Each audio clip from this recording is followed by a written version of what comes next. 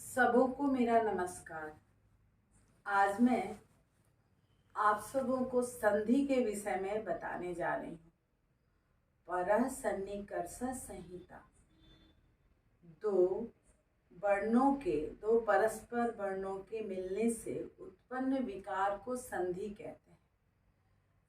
संस्कृत में संधि 3 प्रकार के होते हैं: स्वर संधि, व्यंजन संधि और विसर्ग संधि। आज मैं स्वर संधि की विस्तृत व्याख्या करने जा रही हूँ। स्वर संधि के 5 भेद होते हैं: दीर्घ संधि, गुण संधि, यन संधि, वृद्धि संधि और अयादि संधि। स्वर संधि का पहला भेद जो है दीर्घ संधि, यानी अकः सवर्णे दीर्घः। इस संधि को मैं पूरी तरह से बच्चों को विस्तार से बताने जा रही हूँ, जिससे ये बातें समझ में आ जाएगी कि जब संधि होता है, 2 समान स्वरों का जब मिलन होता है तो उससे संधि का निर्माण होता है। अब यहाँ पर बच्चों को ये कन्फ्यूजन होता है कि ये कौन सा संधि है।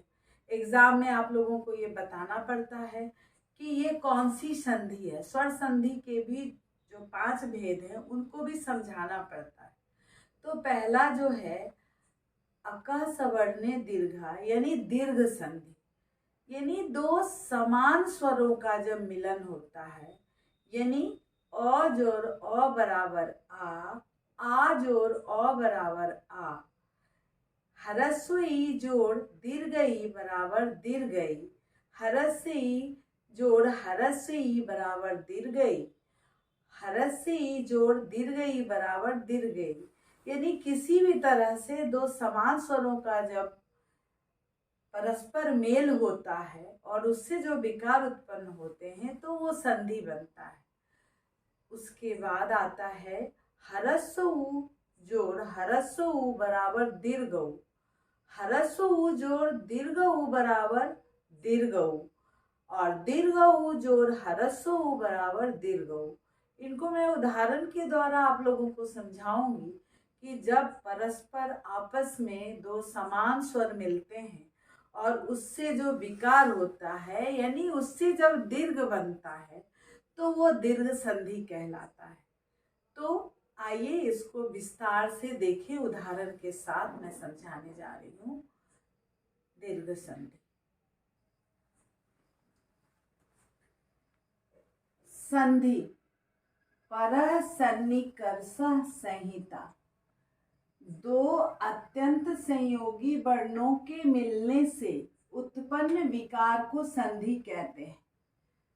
स्वर संधि, व्यंजन संधि और विसर्ग संधि, ये संस्कृत के 3 संधियां हैं संस्कृत भाषा में।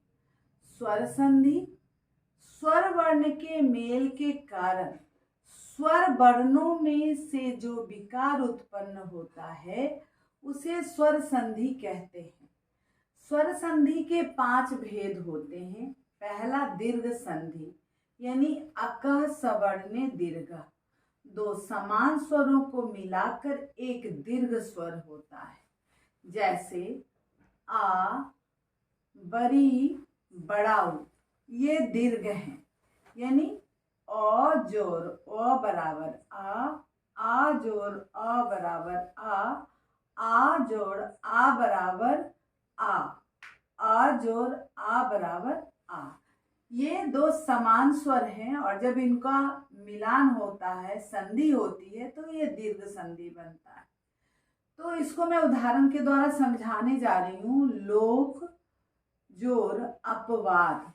अब लोक का अ और अपवाद का अ, इन दोनों को मिलाकर हमें दीर्घ करना है और इसकी संधि में ये दीर्घ होगा, इसलिए इसको बनाकर बना लोकापवाद। उसी तरह से महाजोर अनुभाव, महा का अ और अनुभाव का अ दोनों मिला करके बना आ, यानी महानुभाव। फिर तीसरा उदाहरण मैं दे रही हूँ विद्यालय, यानी विद्या जोर आलय। विद्या का आ और आलय का आ दोनों को मिलाकर बना विद्यालय।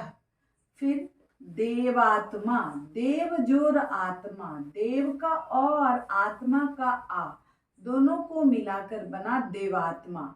यानी कि दो जब समान स्वर मिले तो उसका एक दीर्घ स्वर हुआ और इन सबों में दीर्घ बन करके ये संधियां हुई।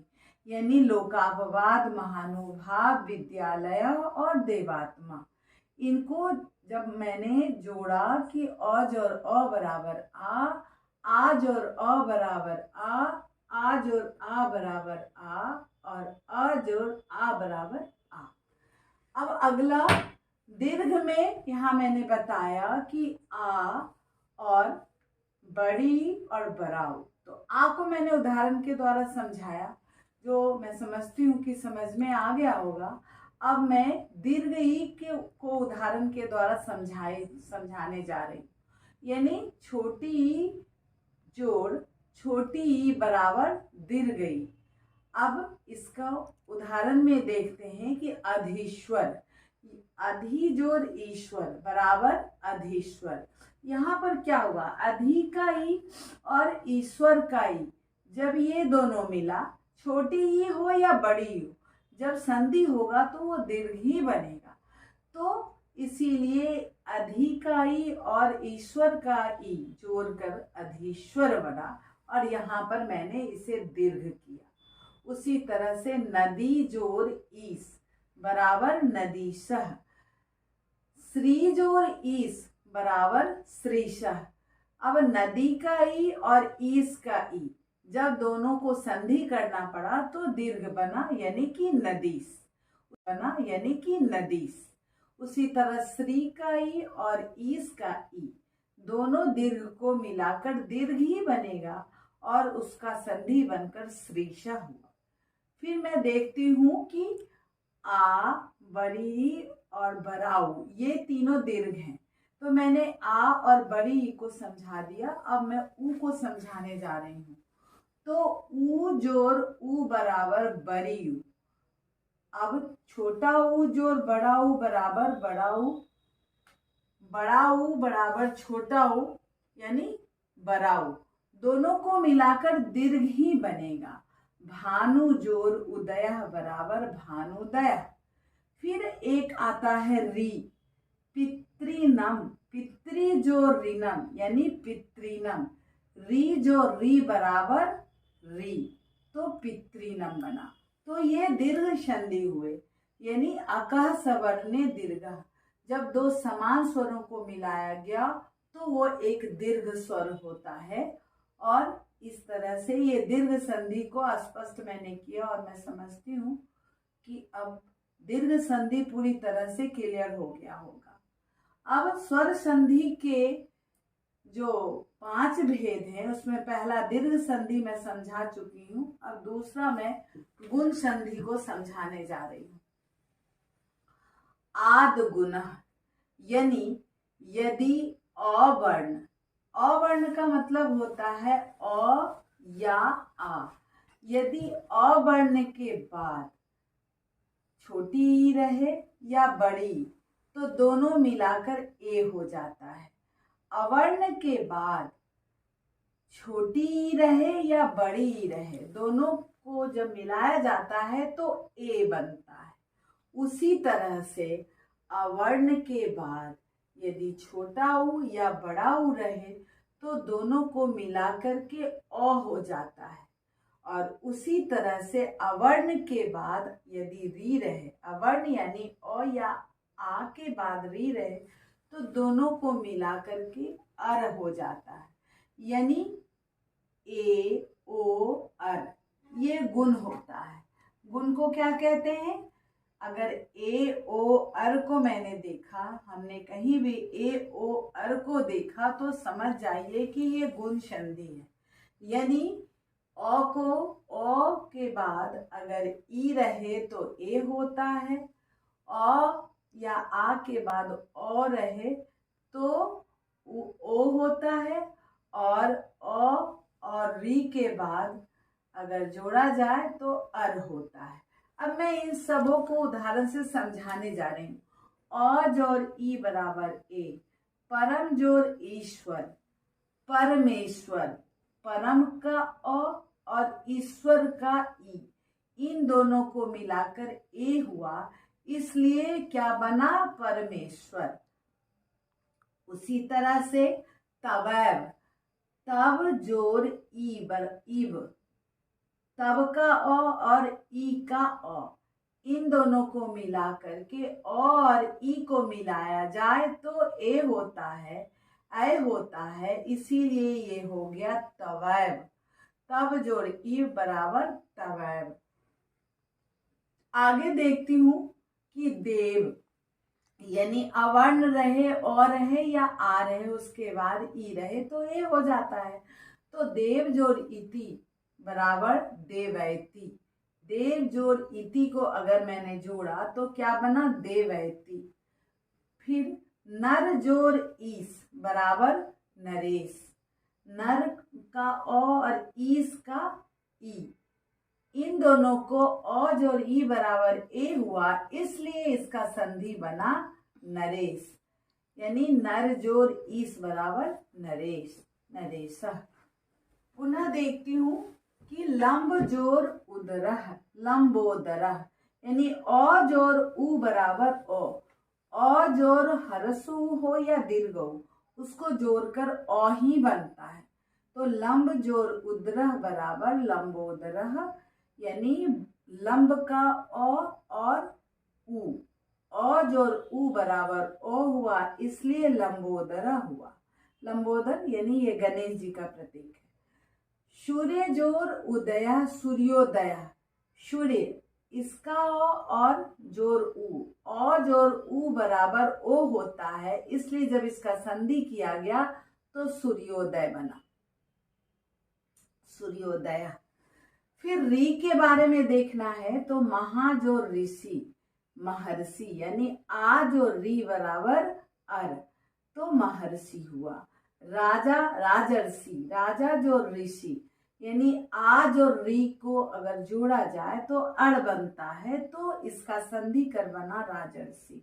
यानी गुण संधि को जब ए ओ अर ये तीनों को मिलाकर जब बनाया जाए तो ये गुण संधि कहलाते हैं। तो गुण क्या हुआ? ए ओ अर गुण हुआ, यानी अवर्ण के बाद अगर ई रहे तो ए हो जाता है, अवर्ण के बाद यदि ओ रहे तो ओ हो जाता है, उ रहे तो ओ हो जाता है, और अवर्ण के बाद री रहे तो अर हो जाता है। तो ए ओ अर जो है ये गुण संधि कहलाता है। अब आगे चलती हूँ, तीसरा यन संधि, यानी इको यनचि।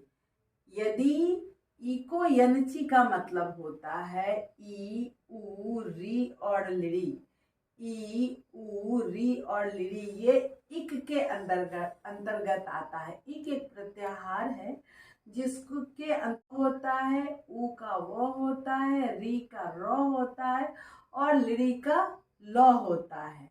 अपने से भिन्न अगर स्वर हुआ तो इसके बदलाव में ई का यो, उ का वो, री का रो और लिरी का लो हुआ, तो ये यन संधि कहलाया। यानी ई उ री और लिरी को यो वो रो और लो, अगर ये मैं उसमें बदलाव लाऊंगी तो ये यन संधि के लिए होता है। यन संधि का यही नियम है, यानी इको यनचि, इक प्रत्याहार यन संधि के अंतर्गत आता है।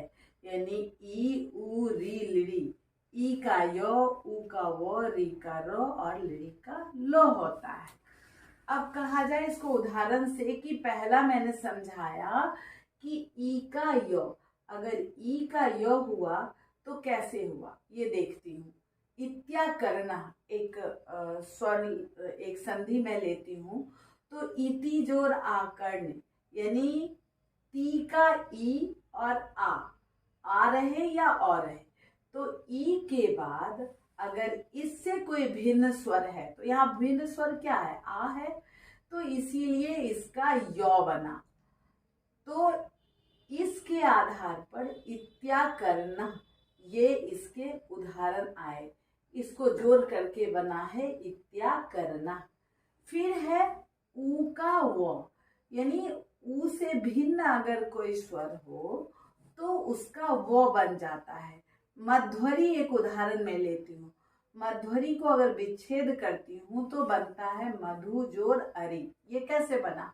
ऊ का जब वो किया गया तो मधु में जब वो जोड़ा गया तो मध्व, और इसमें र जोड़ दिया गया, यानी क्योंकि ये हलंत वाला वो है, हलंत वाले वो में अगर अ जोड़ा जाता है तो पूरा वो बनता है, तो क्या बन गया? मध्वरी। उसी तरह से दूसरा उदाहरण मैं लेती हूँ, अन्वय, यानी अनु जोर ए।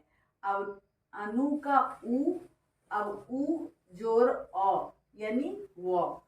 तो अनु का जब उ को वो करते हैं तो इसको जब विच्छेद संधि किया जाए तो अन्वय बनता है। अन्वय कैसे बना? उ का वो किया गया।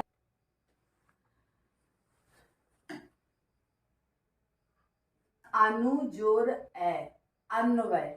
अब अनु में क्या हुआ कि नु का वो जोड़ा गया, यानी उ का वो जोड़ा गया, और ए, यानी कि वो उ में उ को बदल करके वो होता है यन संधि में, तो अनु में जब वो किया गया तो अन्वय हुआ, यानी मध्वरी और अन्वय। ये जो दो उदाहरण से मैं समझाई हूँ इसमें उ का वो हो गया। फिर आगे जो है वो री का र होता है, धात्रांश, धात्री जोर अंश, यानी धात्री में जो री है और अ है, अगर इनको जोड़ा जाए तो री का र हो जाता है।